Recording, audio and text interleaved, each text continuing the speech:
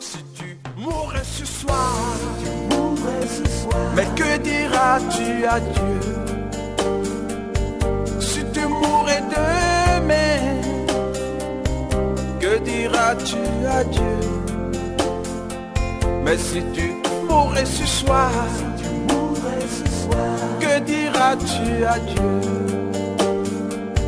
Si tu mourrais demain, que diras-tu à Dieu? Tu peux tout avoir dans ce monde pourri, les plus belles maisons, les plus belles voitures, toutes les plus belles filles lui viendront à tes pieds. Mais un jour, tu couleras des larmes pour tout cela. Tu vas couler des larmes, tu vas pleurer un jour. Au travers de ces inspirations que le Seigneur m'a fait part, à ce qui concerne l'étude sur le message adressé aux 7 églises. Donc la révélation que Jean a reçue du corps, de l'ensemble du corps de Christ. Donc nous sommes en train d'aller pas à pas dans le but de satisfaire tous ceux qui auront l'occasion de suivre ces enseignements, je vais dire riches et profonds, qui nous ramènent dans la mission de Christ. Donc tout ce que vous allez entendre, tout ce que vous écoutez déjà, tout ce que vous savez déjà au travers de cette émission, La Fête de Temps, nous poursuivons et nous continuons toujours dans cette rubrique de l'enseignement sur les 7, donc le message du Seigneur Jésus-Christ adressé aux 7 églises. Alors, avant d'aller dans l'enseignement en question, j'aimerais vous introduire dans la présence du Seigneur. Donc nous allons baisser nos têtes justement là où vous êtes et prier afin que le Seigneur nous oriente. Éternel notre Dieu, notre Père, Dieu créateur de l'univers, le Dieu d'Abraham, le Dieu d'Isaac, le Dieu d'Israël, nous venons auprès de toi parce que nous savons que c'est toi qui as le monopole de toutes choses. C'est toi qui as la connaissance de la révélation de ta parole. Nous venons auprès de toi de la manière dont nous venons parce que nous savons que nous sommes que pécheurs.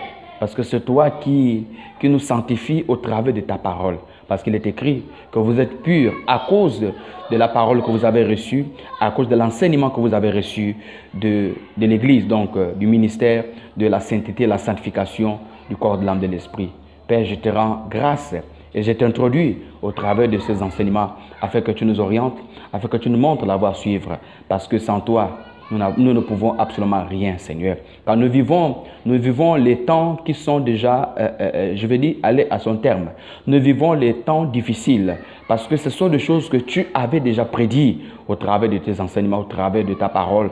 Lorsque tu étais encore sur la terre, tu l'avais déjà dit. Et que l'Église devait prendre conscience au nom de Jésus-Christ. Amen. Voilà, chers téléspectateurs, vous qui auront l'occasion de me suivre au travers de cet enseignement, donc au travers de cette émission, à travers de cette émission, La Fête des Temps, sur cette chaîne YouTube qui n'est rien d'autre que la Persévérance TV. Voilà. Donc, nous avons vu déjà, donc j'ai fait l'introduction, comme je vous avais dit la fois dernière, j'ai fait une introduction. Nous avons vu la première lettre, donc l'église d'Éphèse. Nous avons vu l'église de Smyrne. Nous avons vu également l'église de Pergame. Et cette fois-ci, nous allons poursuivre l'enseignement sur l'église de Thyatire. Voilà. Donc, le texte de base, c'est dans Apocalypse, au chapitre 2. Donc, Apocalypse, chapitre 2. Et à partir du verset 18. Donc, je vais lire la parole du Seigneur. Écrit à l'ange de l'église de Thyatire. Voici ce que dit le Fils de Dieu, celui qui a les yeux comme une flamme de feu et dont les pieds sont semblables à des reins ardents. Je connais tes œuvres, ton amour, ta foi, ta fidélité, donc ton fidèle service, ta consistance, tes dernières œuvres, plus nombreuses que les premières. Au verset 20, mais ce que j'ai contre toi, c'est que tu as laissé la femme Jézabel, qui s'est dit prophétesse, enseigne, séduit mes serviteurs, pour qu'ils se livrent à l'impudicité et qu'ils mangent des viandes sacrifiées aux idoles. Je lui ai donné du temps afin qu'elle se repentît. Elle ne veut pas se repentir de son impudicité.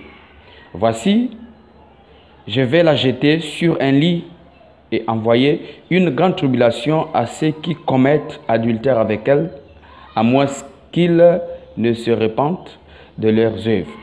Je ferai mourir de mort ses enfants, et toutes les églises connaîtront que je suis celui qui sonde les reins et le cœur. Je vous rendrai à chacun selon vos œuvres. À chacun selon vos œuvres. Au verset 24, à vous, à tous les autres de Thyatire qui ne reçoivent pas cette doctrine et qui n'ont pas connu les profondeurs de Satan, comme il les appelle. Je vous dis, je ne mets pas sur vous d'autres fardeaux. Seulement, ce que vous avez, retenez-le jusqu'à ce que je vienne. À celui qui vaincra et qui gardera jusqu'à la mort, je veux dire jusqu'à la fin, mes œuvres, je donnerai autorité sur les nations. Il les pètera avec une verge de fer, comme on brise les vases d'argile, ainsi que moi-même j'en ai reçu le pouvoir de mon Père. Je lui donnerai l'étoile du matin, et que celui qui a des oreilles entend ce que l'Esprit dit à l'Église. Donc, ce message est adressé juste à l'ensemble du corps de Christ. Voilà. Donc, ce message est adressé à l'ensemble du corps de Christ.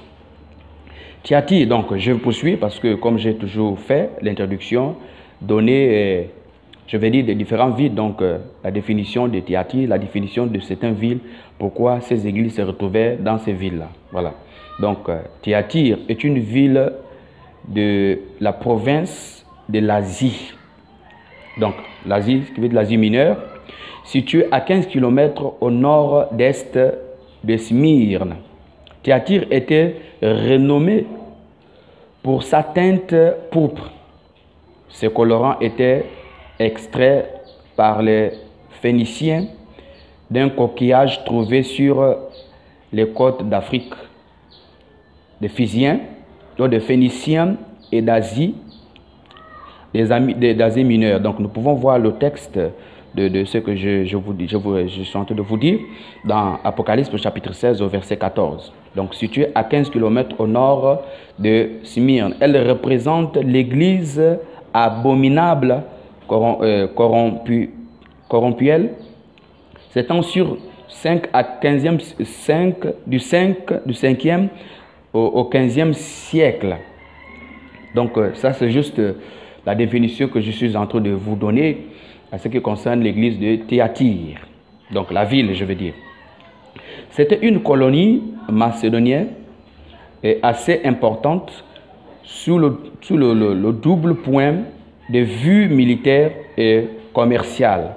Ses habitants s'occupaient surtout de fabriquer des étoffes de pourpre. Ils étaient dans une ville, Donc cette communauté chrétienne, donc la communauté chrétienne à laquelle Jean reproche, cette communauté chrétienne s'est laissée aller, envahie par les œuvres, donc les œuvres de la chair, par les choses du monde. Donc Thyatire signifie pourpre et perpétuel. Donc, qui a encore la définition sur le plan spirituel.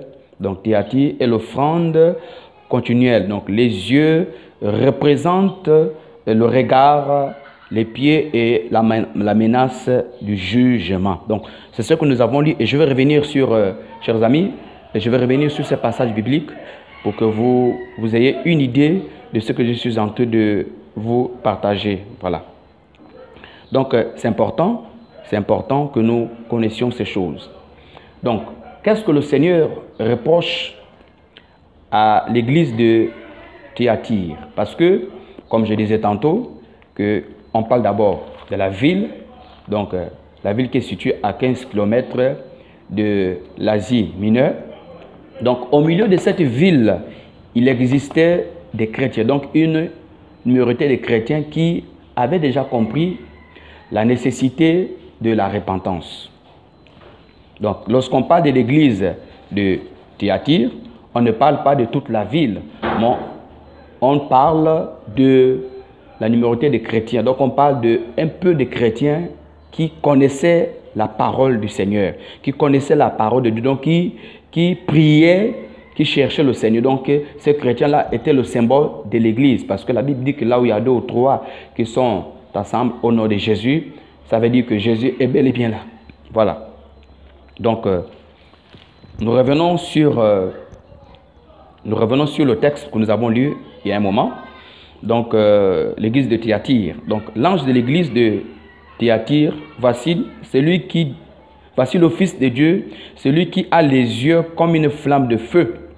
Donc, celui qui apparaît, qui donne l'enseignement donc à l'apôtre Jean, et il se présente, donc le Seigneur Jésus se présente en disant que je suis le Fils de Dieu, et ce Fils de Dieu-là, selon la description que Jean a vue et Jean a reçue, il dit que cet homme qui s'est présenté à moi, il avait des yeux en flamme de feu, et dont les pieds sont semblables à de l'airain ardente, qui n'est que le symbole du jugement, parce que le feu apporte le jugement, et les pieds, c'est l'évangile.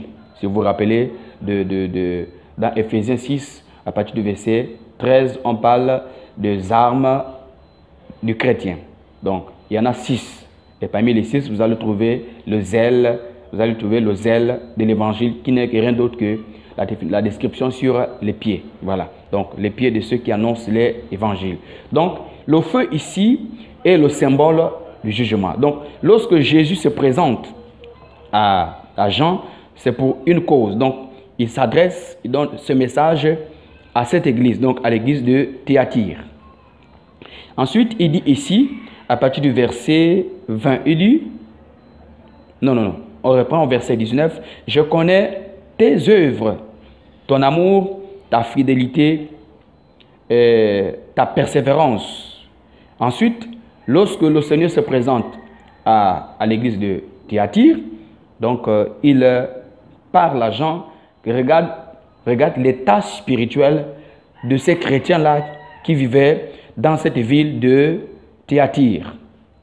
Le Seigneur dit que ces chrétiens-là, il dit, je connais les œuvres. Il faut souligner ça, je connais les œuvres, leurs œuvres. Ensuite, leur amour et la foi et la foi au service du Seigneur. Ensuite, la persévérance. Donc, ton fidèle service. Donc, la façon dont, à un moment donné, ces chrétiens, ces juifs qui vivaient à la ville de Thyatire. Donc, cette église, à un moment donné, Dieu connaissait la spiritualité. Et c'est important. Je vais m'adresser à mes frères, à mes sœurs. La partie la plus importante dans l'être humain, c'est la partie spirituelle. Un chrétien qui est spirituellement faible, est affaibli par les choses du monde, par le péché, par l'impudicité, par tout ce que nous pouvons citer, en fait, fait face à une situation très grave et difficile. Donc, quelles sont les personnes qui doivent prendre réellement part à l'enlèvement? Ce sont des personnes qui sont spirituellement assez solides. C'est des personnes qui sont spirituellement fortes. Dans lequel sens? Ça veut dire que c'est des personnes qui vivent une vie qui doivent plaire le Seigneur. Donc, tous autant que nous sommes. Je disais autrefois que ces messages est juste l'ensemble du corps de Christ. Donc, le message est adressé à l'ensemble du corps de Christ. Donc, il s'agit de vous et moi. Donc, si vous êtes un chrétien, si vous êtes né de nouveau et que vous avez accepté Jésus-Christ comme Seigneur et Sauveur et que vous vivez une vie de sanctification, une vie de sainteté, donc ce message s'adresse à vous. Quelle que soit la couleur de votre peau, quelle que soit votre ethnie, quelle que soit votre nationalité, peu importe. Ce qui est important, c'est que si vous êtes chrétien, vous devez vous appliquer aux recommandations du Seigneur et c'est ce que la Bible nous recommande. Voilà. Ensuite,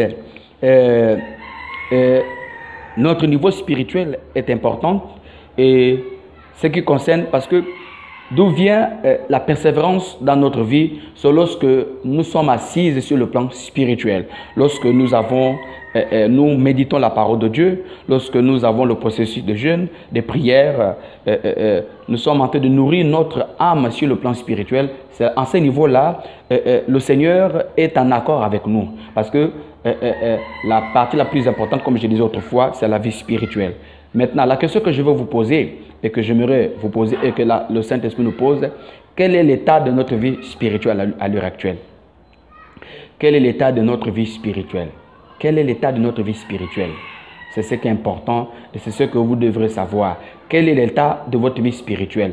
Est-ce que spirituellement vous êtes assez fort? Parce qu'il y a, le problème c'est parce que beaucoup de gens sont inconscients du monde spirituel. Il y a le monde physique et le monde spirituel. Donc si nous perdons la notion du monde spirituel, c'est que nous devenons des chrétiens charnels. Parce que tout commence dans le domaine spirituel. Un chrétien doit contrôler des choses sur l'aspect spirituel. Donc quand je parle de l'aspect spirituel, je parle de ton âme, je parle de ton esprit, je parle de ta relation, je parle de ton intimité avec Christ. Ensuite, il dit ceci dans l'église de Thyatire. Qu'est-ce que ces chrétiens, à un moment donné, ont commencé à faire? Au verset 20, il dit, mais ce que j'ai contre toi, ce que tu as laissé la femme Jézabel qui se dit prophétesse ou prophétesse, qui se dit prophétesse, enseigne et séduit mes serviteurs pour qu'ils se livrent à l'impudicité, qu'ils mangent des viandes sacrifiées aux idoles. Voilà le véritable problème. Et pour ceux qui ne connaissent pas l'histoire de Jézabel dans la Bible, je veux aller rapidement dans le livre de Rois. Je vais aller rapidement, nous allons revenir, chers amis, c'est important. Nous allons revenir sur Apocalypse. Je vais aller rapidement. Regardez ici dans le livre de Rois chapitre 9, à partir du verset 30. Nous allons voir l'histoire de Jézabel. La Bible déclare ici, Jéhu entra dans Jériel, et Jézabel l'ayant appris, mit du phare à ses yeux, sépara la tête et regarda par la fenêtre. Comme Jéhu franchissait la porte, elle dit, est-ce la paix? Nouveau Simir, nouveau Simiri, assassin de son maître. Il leva le visage vers la fenêtre et dit, qui est pour moi? Qui? Et 2 ou 3 eunuques le regardèrent en s'approchant de la fenêtre. Mais la partie la plus importante, chers amis, que j'aimerais partager avec vous au travers de cet enseignement, on dit ici que lorsque le prophète Jéhu, parce que c'était un prophète, lorsqu'il est arrivé dans la ville,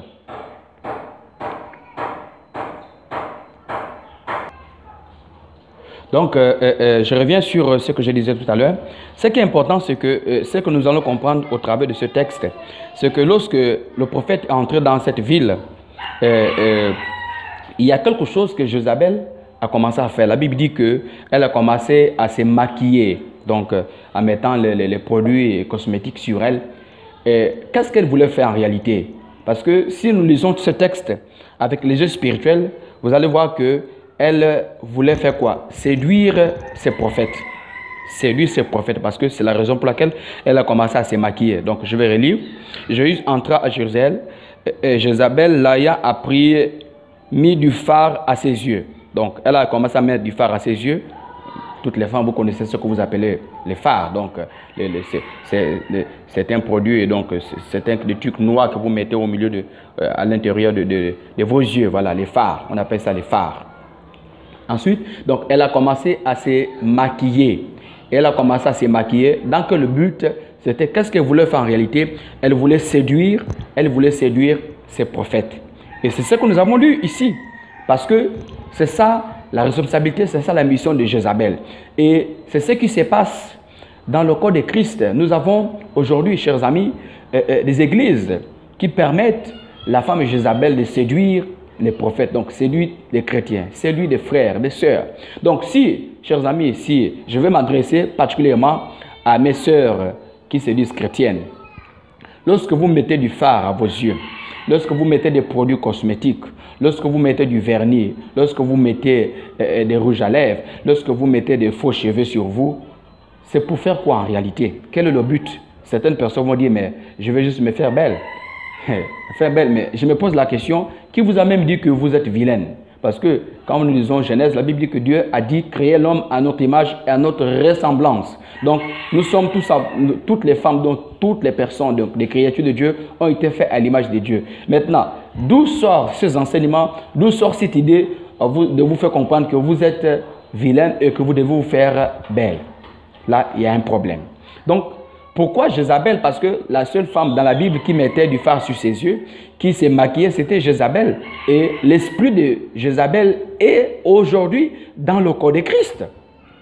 L'esprit de Jézabel est entré dans le corps de Christ et même dans le mouvement de réveil de la sainteté. Parce que, pourquoi? En réalité, le péché qui n'est qu'une forme de représentation de choses que nous commettons, des actes que nous posons aujourd'hui, symbolise les actes que certaines chrétiennes donc, font dans la maison du Seigneur. Donc, il dit, il est important que nous, enfants de Dieu, vous qui êtes chrétiennes, il est important que vous vous en débarrassez des choses de Jézabel. Donc, parce que ces parures-là que vous mettez sur vous, des choses que vous mettez sur vous lorsque vous vous maquillez, ces choses-là ne viennent pas du Seigneur. C'est ça, c'est pas Dieu qui vous demande de le faire. Ce n'est que l'esprit de Jézabel. Parce que l'esprit de Jézabel, le but c'est quoi? C'est la séduction. Donc, lorsque quelqu'un va se faire belle, lorsque une jeune demoiselle, une chrétienne, va porter une tenue, mais qui dessine, excusez-moi l'expression, qui montre les seins dehors, donc sa poitrine est dehors. Lorsqu'une chrétienne va se maquiller, lorsqu'une chrétienne va porter des talons, lorsqu'une chrétienne va mettre un pantalon dans le but de dessiner ses formes, qu'est-ce qu'elle veut faire? Quel est l'esprit que cette chrétienne-là dégage? Quel est l'esprit que cette chrétienne-là porte? Ce n'est que l'esprit de Jézabel. Donc l'esprit de Jézabel n'est que l'esprit de la séduction. C'est l'esprit de la séduction. Alors Dieu n'est pas un Dieu de séduction. Dieu ne séduit personne. Dieu ne séduit personne. Donc lorsque vous, chrétienne, née de nouveau, lorsque vous portez les talons, lorsque vous portez les mèches, lorsque vous portez les bijoux, c'est dans le but de séduire. Donc, vous êtes en train d'être possédé ou vous êtes déjà possédé par l'esprit de Jézabel, qui est l'esprit de la séduction. Parce que c'est ce qu'elle a commencé à vouloir faire. Alors, pour soutenir encore ce passage biblique, je vais plus loin dans Jérémie au chapitre 4 à partir du verset 30. La Bible dit ceci.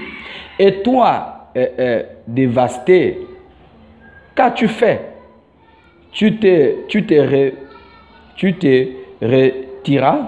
revêtiras, autant pour moi, de cramoisis.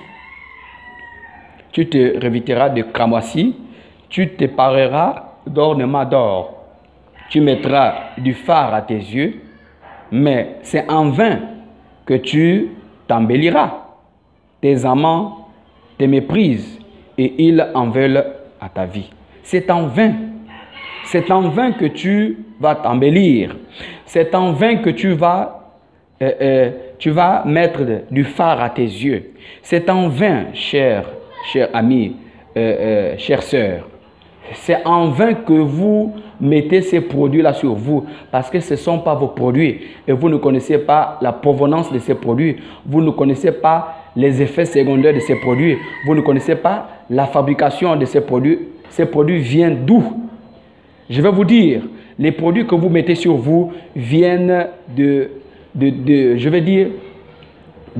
ces produits-là viennent du domaine satanique, donc des sirènes des eaux, de la côte. Ces produits-là viennent de la mer, parce que la fabrication de ces produits-là, c'est dans le but de détruire non seulement votre peau, mais détruire aussi également votre vie. Donc vraiment c'est important, parce que pour revenir sur l'histoire du prophète Jéhu, nous pouvons voir dans 1 Roi au chapitre 16 à partir du verset 1 jusqu'à 12, ou encore 2 Chroniques au chapitre 2 à partir du verset 34, et ensuite 2 Chroniques au chapitre 19 à partir du verset 1. Donc juste pour soutenir l'histoire du prophète Jéhu. Alors chers amis, donc là, il est important que chaque personne prenne ses responsabilités. Parce que lorsque vous décidez de vous revêtir, donc lorsque vous portez sur vous ces produits cosmétiques dans le sens de détruire votre peau, et ici on parle ici des cramoisis. Cramoisis, ce sont les effets de couleurs. Donc de couleurs qui tendent, des couleurs fortes, donc le rouge qui tend vers le violet. Donc regardez ces produits-là, ces choses-là que certaines personnes mettent sur eux, mettent des couleurs sur eux. Et c'est ce que vous voyez, le mascara, d'autres même vont se décaper la peau, soit en disant qu'elles veulent se faire belles. Alors Dieu n'a pas créé ces choses. Donc c'est un appel à la repentance. Donc la seule chose que le Seigneur reproche à l'église de Thyatire, que cette église a commencé à laisser la femme Jézabel, qui est la prophétesse, séduire ses serviteurs. Alors chers amis, c'est important, c'est important. Donc, chers amis, le problème c'est que ces femmes-là qui mettent des faux cheveux sur eux, donc les rouges à lèvres, les perruques, les mèches qui se tressent, elles vont contre la parole du Seigneur, parce que le Seigneur recommande à la femme d'être naturelle. Donc, sans que vous le sachiez, vous êtes en train de vous être utilisé par cet esprit de la séduction qu'on appelle l'esprit de Jézabel. Jézabel est parmi nous. Jézabel dans le corps de Christ. Jézabel dans le monde. Quel est son but? Lorsqu'une femme chrétienne va se maquiller, lorsqu'une femme chrétienne va porter de collants, lorsqu'une femme chrétienne va porter des mini-jupes, lorsqu'une femme chrétienne va porter des habits qui dessinent ses formes, qu'est-ce qu'elle veut faire? Parce qu'elle est en train de travailler pour Jézabel sans le savoir. Vous êtes en train de travailler pour Jézabel, vous êtes en train d'évangéliser pour Jézabel, et sans que vous le sachiez, en même temps vous travaillez pour Jézabel, mais vous préparez votre âme à être jetée en enfer. Parce que ce sont des œuvres, des actes que vous posez qui déterminent ce que vous êtes. Donc cette vie-là que vous menez, cette vie de l'impudicité, cette vie de la fornication, de l'adultère, cette vie du mensonge, de la tromperie, de la colère, de la rancune, cette vie de critique ne peuvent pas te qualifier pour le ciel. Donc cette femme Jézabel, je mets l'accent sur ça parce que c'est elle qui est responsable de la séduction dans le corps de Christ. Au mouvement de réveil de la sainteté, nous condamnons férocement. Nous dénonçons, je veux dire, toutes ces femmes-là. Nous dénonçons toutes ces parures mondaines. Nous dénonçons parce que cette vie du monde, cette façon de vous vertir, cette façon de vous habiller ne vient pas du Seigneur. Le Seigneur veut que la femme chrétienne doit s'habiller décemment. Dans 2 Timothée au chapitre 2 au verset 9. Le Seigneur veut que la femme chrétienne doit s'habiller décemment. Mais lorsqu'une femme chrétienne porte des mini-jupes, qu'est-ce qu'elle veut montrer en réalité? Parce que vous ne pouvez pas me dire le contraire. Que vous dites que vous êtes chrétienne, que vous menez une vie de sainteté, que vous voulez entrer au ciel, mais vous portez des tenues qui dessinent vos formes. Dans le cadre de faire quoi? De séduire les hommes. Parce que c'est ça l'esprit de Jézabel. C'est l'esprit de la séduction. C'est l'esprit de la séduction. Et c'est cet esprit-là que le Seigneur Jésus veut arracher, veut détruire du corps de Christ. C'est cet esprit de séduction. C'est cet esprit qui est là pour détruire le corps de Christ. Donc l'esprit de Jézabel. Verset 20. Mais ce que j'ai contre toi, c'est que tu as laissé la femme Jézabel qui se dit prophétesse, enseigne et séduit mes serviteurs. pour qu'ils se livrent à l'impudicité, qu'ils mangent des viandes sacrifiées aux idoles. Voilà, nous sommes en train de nous rapprocher de la fête que nous appelons la fête de la Toussaint. La fête de Toussaint, ce n'est que la fête des morts. La fête des morts où les gens vont aller au cimetière, débrousser les cimetières sous prétexte qu'on est en train de rendre service aux parents. C'est du mensonge. C'est du pur et réel mensonge. Rien de ce que vous pouvez faire ne peut ramener cette personne à la vie. La tombe, la Bible dit que laissez les morts enterrer les morts. Celui qui est mort est mort. Il n'y a rien de ce que vous pouvez faire ne peut ramener cette personne à la vie. Donc c'est un appel à la repentance. Des personnes qui vont chaque 1er novembre aller débrousser les cimetières. Vous êtes en train de rentrer en connexion avec le monde des ténèbres, parce que dans cette période de fête-là, il y a beaucoup de personnes qui préparent la nourriture, qui pour aller déposer au cimetière. C'est pour qui? Tout ce que vous faites là, c'est pour qui? C'est pourquoi en réalité? Quel est le but? Quel est l'esprit qui est derrière cela? Parce que tout ce que nous faisons parfois, nous ne prenons pas compte de cela, mais sans se rendre compte que ce sont ces choses-là qui nous condamnent. Donc, si vous connaissez, vous, en tant que chrétienne, vous partez au cimetière chaque 1er novembre, allez dépousser, allez faire ceci, vous rentrez en connexion avec le monde des ténèbres. Donc, ça fait partie de manger de viande sacrifiée aux idoles. Ok? Au verset 21, je lui ai donné du temps afin qu'elle se repentisse. Elle ne veut pas se repentir de son impudicité. Le problème, c'est ça. Beaucoup rejettent le message de la sanctification, beaucoup rejettent le message de la sainteté, parce que pour but, c'est que certaines personnes, tellement qu'elles aiment les produits cosmétiques, tellement qu'elles aiment le vernis, tellement qu'elles aiment se maquiller, tellement qu'elles aiment les faux cheveux. Les gens sont accrus, sont attachés à ces choses parce qu'ils ne veulent pas se repentir. Ils ne veulent pas se repentir. Chers amis, toutes les personnes qui n'obéissent pas à l'enseignement sur le sabbat sont sur la route pour l'enfer. Chers amis, je ne suis pas là pour vous dire des choses qui doivent vous arranger. Je dis des choses telles qu'elles sont écrites.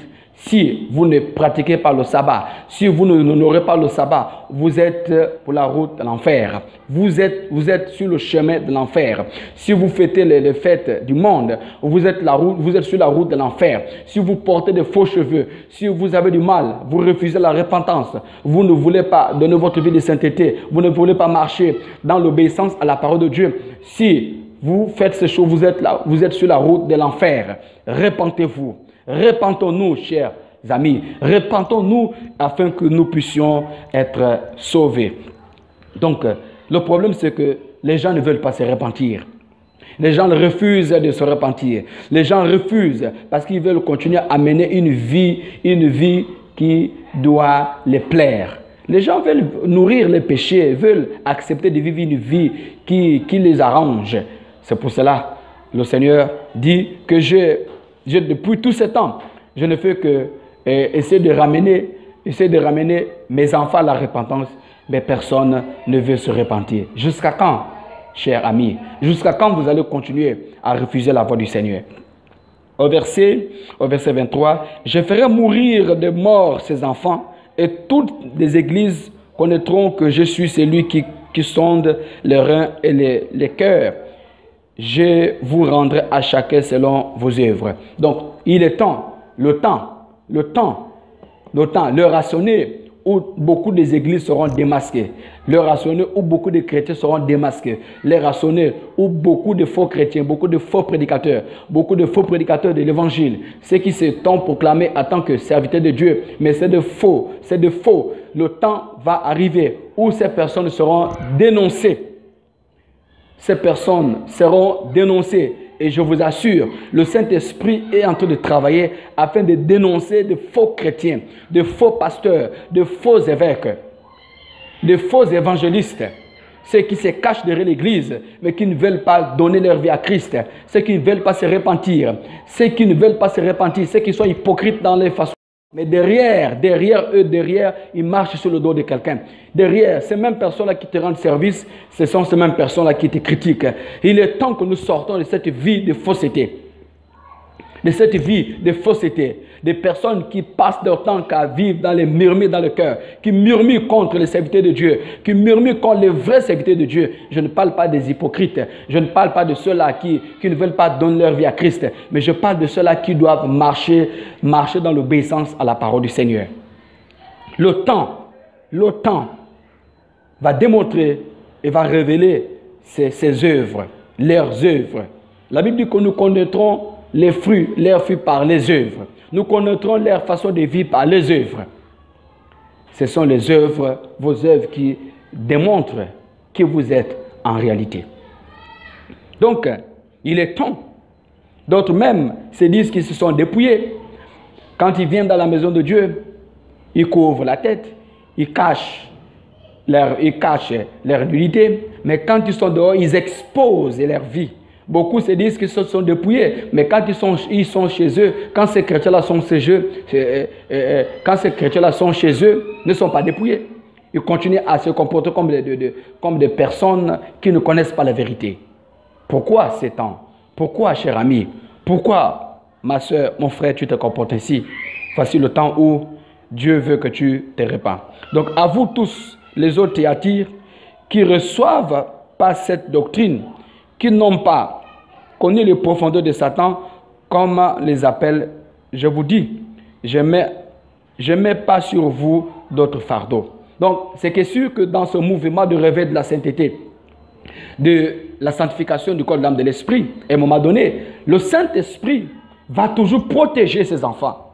Le Saint-Esprit va toujours protéger ceux-là qui se sont détournés de mauvaises choses. Le Saint-Esprit va toujours protéger ceux-là qui se sont décidés. Parce que aujourd'hui, beaucoup de personnes qui se sont dépouillées et les familles sont persécutées dans les familles, sont beaucoup persécutées, sont beaucoup perturbées dans le monde. Chers amis, c'est un appel, c'est un encouragement. Ne vous découragez pas. Parce que le monde va chercher à vous décourager. Les chrétiens, d'autres chrétiens vont chercher à vous décourager. Mais ne vous découragez pas. Ne vous découragez pas. Restez ferme. Continuez à lutter. Continuez à garder la vérité. Continuez à vous sanctifier. Quel que soit le temps, même si vous êtes un homme de 2, un homme de 3, un homme de 4, lisons la parole de Dieu. Ces églises-là que nous sommes en train de lire ici, ce n'étaient pas de grands temples, ce n'étaient pas des églises de 3 000, de 5 000 personnes. On parle d'une minorité de chrétiens. Donc, ils étaient peu. Ils étaient peu. Et c'est ce que vous devez comprendre. Ce n'est pas la multitude de ce que nous sommes. Ce n'est pas la multitude qui amène au ciel, mais c'est la qualité de ce que nous sommes. Même si nous sommes 10, 20, 15, 30, 50, 60, 100, 1000, l'importance, nous comprenons les bases du christianisme. Nous comprenons les bases de la parole de Dieu. Les bases de la parole de Dieu. Les bases de la parole de Dieu. Et c'est ce que nous voulons et c'est ce que nous devons comprendre. Donc, vous qui luttez contre le péché, vous qui luttez contre des fausses doctrines, vous qui luttez contre des personnes qui vous introduisent dans le péché, vous qui luttez contre ces personnes, Dieu vous encourage de rester fidèle, de continuer à persévérer dans la fidélité, parce que le Seigneur n'oublie pas les efforts que vous faites. Le Seigneur ne vous abandonne pas, cher ami. Le Seigneur est avec vous. Si vous restez dans la vérité, malgré que vous êtes persécuté par vos parents, par vos familles, par vos amis, malgré que vous êtes persécuté par des hommes qui veulent vous détruire, qui veulent vous tuer, mais si vous restez dans la vérité, le Seigneur sera avec vous. Parce qu'il est temps que Dieu va séparer l'ivraie et le blé. L'ivraie apparaît, le blé aussi apparaît, mais il est temps, le temps va arriver. Le temps va arriver où Dieu va séparer l'ivraie et le blé. Je ne sais pas si vous êtes le blé ou si vous êtes livré. C'est à vous de vous engager à Christ. Au verset 25, seulement ce que vous avez, retenez-le jusqu'à ce que je vienne. Donc, la vérité que vous avez reçue de l'évangile, il y a encore, chers amis, même des chrétiens du mouvement de réveil de la sainteté qui luttent même contre la vérité. Écoutez, si vous n'avez pas la révélation sur certains points, allez fléchissez vos genoux et cherchez la face du Seigneur. Il y a encore des chrétiens aujourd'hui qui luttent contre la vérité. Cette vérité n'est rien d'autre que la femme qui est dans son impudicité. Donc, la femme qui est en période menstruelle. Il y a beaucoup de serviteurs de Dieu qui disent que ce message ne vient pas du Seigneur. Je ne sais pas d'où sortent ces enseignements. Écoutez, la femme, lorsqu'elle est en période menstruelle, cette femme doit rester à la maison, selon ce que la Bible déclare. Et je vais revenir sur ça. Par la grâce de Dieu, je termine d'abord cet enseignement que le Seigneur m'a fait part. Alors, Si vous serez d'accord avec moi et que vous ne serez pas d'accord avec moi, c'est la parole de Dieu. Nous avons reçu cet enseignement et nous devons l'appliquer. Et que si vous n'avez pas reçu cet enseignement et que vous n'avez pas reçu la révélation, je prie, ne condamnez pas. Ne condamnez pas des chrétiens, des mouvements de réveil qui pratiquent cet enseignement, qui pratiquent la doctrine de Christ. Ne condamnez pas, ne condamnez pas. Allez, fléchissez vos genoux. Si vous n'avez pas reçu la révélation sur cet enseignement, que la femme, lorsqu'elle est en période, doit rester à la maison, et que vous n'avez pas reçu cet enseignement, ne condamnez pas. Allez prier, consultez le Seigneur, Dieu vous répondra. Nous qui avons déjà reçu cet enseignement, nous appliquons ça. Nous appliquons cet enseignement. Voilà, donc je voulais juste préciser là-dessus. Et encore, sur aussi l'enseignement sur le sabbat. Parce que l'enseignement sur le sabbat à dimanche. L'enseignement sur le sabbat à dimanche.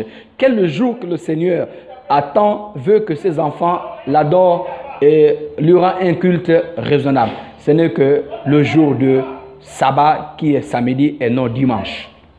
Et non dimanche. Là encore, il y a encore beaucoup de confusion dans le corps de Christ. Chers amis, je vais revenir sur cet enseignement par la grâce du Seigneur. Donc, si vous connaissez cet enseignement et que vous ne pratiquez pas, c'est votre engagement à vous seul.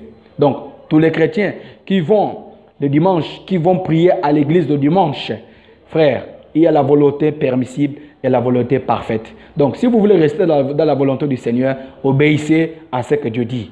Donc, je vais juste vous donner un aperçu. Je vais revenir sur l'enseignement sur le sabbat. Je vais revenir sur l'enseignement sur la femme lorsqu'elle est en période. Qu'est-ce qu'elle doit faire? Elle doit mettre les pieds au temple ou elle doit rester chez elle pendant 7 jours? C'est biblique, c'est biblique. C'est biblique. Il y a des versets bibliques en appui et je vais apporter la révélation derrière cet enseignement. Alors, donc, le Seigneur encourage ces chrétiens-là. Il encourage ces chrétiens-là à rester fermes.